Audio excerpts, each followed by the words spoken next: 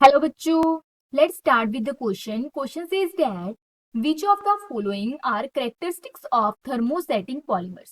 यहाँ पे हमें क्या कह रहा है कि इनमें से कौन से ऐसे हमारे पास क्या है जो करेक्टर्स गिवन है, स्टेटमेंट्स गिवन है, वो क्या है, करेक्टर है किसके, थर्मोसेटिंग पॉलीमर्स के. ओके, तो यहाँ अगर हम बात करें की कंसेप्ट की तो वो क्या यूज होगा, हमारे की कंसेप्ट यूज होगा, की कंसेप्ट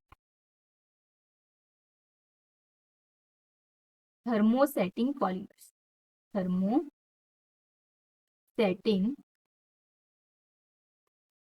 पॉलीमर. ओके, ये हमारे पास क्या होगा, की कंसेप्ट होगा.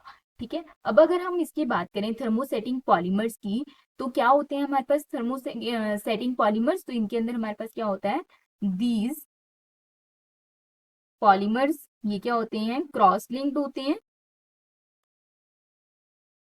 आर हैविली ब्रांच्ड होते हैं, हैविली ब्रांच्ड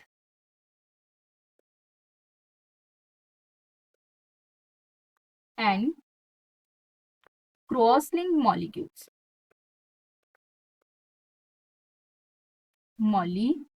ठीक है, हैविली ब्रांच्ड होते हैं और क्या होते हैं, क्रॉस लिंक्ड मॉलिक्यूल्स ये होते हैं.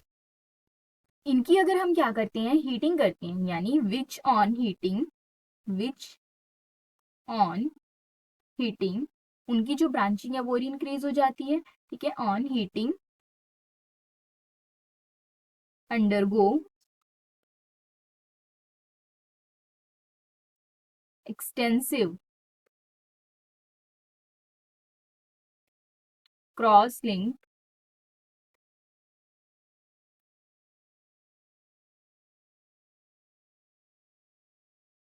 एंड बिकम क्या हो जाते हैं, इनफ्यूजिबल, बिकम्स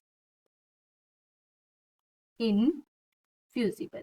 अब हम वन बाय वन स्टेटमेंट देखते हैं.